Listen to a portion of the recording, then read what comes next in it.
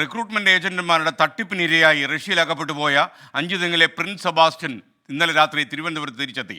തിങ്കളാഴ്ച പുലർച്ചെയോടെ ഡൽഹിയിലെത്തിയ പ്രിൻസ് ഇന്നലെ അർദ്ധരാത്രിയാണ് തിരുവനന്തപുരത്ത് വിമാനമിറങ്ങിയത്. തിരിച്ചെത്താൻ സാധിച്ചതിൽ വലിയ സന്തോഷമുണ്ടെന്നും ശാരീരിക ബുദ്ധിമുട്ടുകളുണ്ടെന്നും പ്രിൻസ് പറയുന്നു.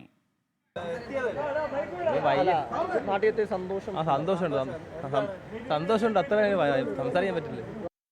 തിരുവനന്തപുരത്ത് നിന്ന് ഹരികൃഷ്ണൻ ചേരുന്നു വിവരങ്ങളുമായി. Harikrishnan, good morning. പ്രിൻസ് മറ്റെന്ത് കാര്യങ്ങളൊക്കെയാണ് പറയാൻ ശ്രമിച്ചത്?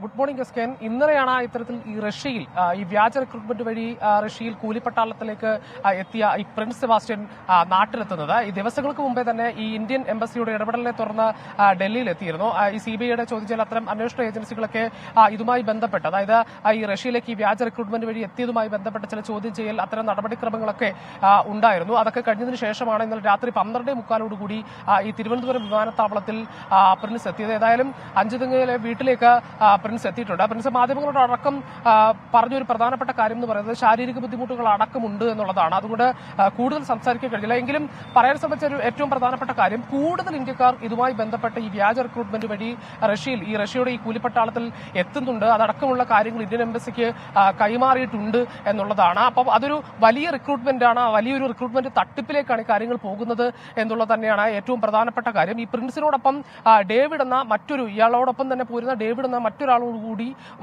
കൂടി ഈ ഡൽഹിയിൽ ഇതേപോലെ എത്തിയിട്ടുണ്ട്. അയാളെ ഈ CBI അടക്കമുള്ള ഏജൻസികൾ ചോദ്യം ചെയ്യുകയാണ് ഇതുമായി ബന്ധപ്പെട്ട കാര്യങ്ങളിലൊക്കെ. ഈ കഴിഞ്ഞ ജനുവരിയിലാണ് ഇത്തരത്തിലൊരു വ്യാജ റിക്രൂട്ട്മെന്റ് ആയി ബന്ധപ്പെട്ട് റഷ്യയിലേക്ക് ഈ യുവാക്കൾ എത്തുന്നത്. ഇവരോടൊപ്പം ഉണ്ടായിരുന്ന മറ്റ് 2 അഞ്ചുതെങ്ങ് സ്വദേശികൾ വിനീത്, അതേപോലെ തന്നെ ടിൻഡു എന്നിവരെ പറ്റി ഇതുവരെയും ഒരു വിവരവും ലഭിച്ചിട്ടില്ല. ഈ വീട്ടുകാർക്കടക്കം ഒരു വിവരവും ലഭിച്ചിട്ടില്ല എന്നുള്ളത് ഏറ്റവും പ്രധാനപ്പെട്ട ഒരു കാര്യമാണ്. ഡേവിഡിനെയും ഈ നടപടിക്രമങ്ങൾ കഴിഞ്ഞതിന് ശേഷം ഉടൻ തന്നെ നാട്ടിലേക്ക് എത്തിക്കാനാണ് ഈ എംബസി ശ്രമിക്കുന്നത്. ഇതുമായി ബന്ധപ്പെട്ട കൂടുതൽ കാര്യങ്ങൾ അന്വേഷിക്കുന്നുമുണ്ട്. എത്തരത്തിലാണ് ഇത്തരത്തിലൊരു വ്യാജ റിക്രൂട്ട്മെന്റിലേക്ക് കാര്യങ്ങൾ എത്തിച്ചത് എന്നുള്ളതാണ്.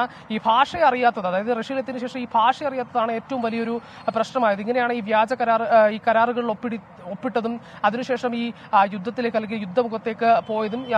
പ്രിൻസ് പറയുന്ന ഒരു ഏറ്റവും പ്രധാനപ്പെട്ട കാര്യം എന്ന് പറയുന്നത്, ഒരു 22 ദിവസത്തെ ഒരു സൈനിക പരിശീലനത്തിന് ശേഷമാണ് ഇത്തരത്തിൽ യുദ്ധമുഖത്തേക്ക് ഈ തോക്ക് നൽകി വിട്ടത്. ഈ ആദ്യ ദിവസം തന്നെ തനിക്ക് പരിക്കേറ്റിരുന്നു എന്നുള്ളതാണ്. അതായത് ഒരു ദിവസം മാത്രമാണ് അവിടെ ഇത്തരത്തിൽ യുദ്ധത്തിലേക്ക് പങ്കെടുത്തത്. അപ്പോൾ തന്നെ തനിക്ക് ഈ ആവശ്യത്തിന് പരിശീലനം ലഭിച്ചിട്ടില്ലാത്തതുകൊണ്ട്, അല്ലെങ്കിൽ അതുമായി ബന്ധപ്പെട്ട് പരിചയമില്ലാത്തതുകൊണ്ട് തന്നെ ഇത്തരത്തിൽ പരിക്കേറ്റ ഒരു അവസ്ഥ കൂടി ഉണ്ടായി എന്ന് പറയുന്നു. ഏതായാലും ഈ പ്രിൻസ് നാട്ടിലെത്തിയെന്നുള്ളത് തന്നെ ഏറ്റവും ആശ്വാസകരമാണ്. ഉടൻ തന്നെ ഡേവിഡും നാട്ടിലെത്തിക്കാനാണ് എംബസിയുടെ ശ്രമം. SK. Thank you Harikrishnan.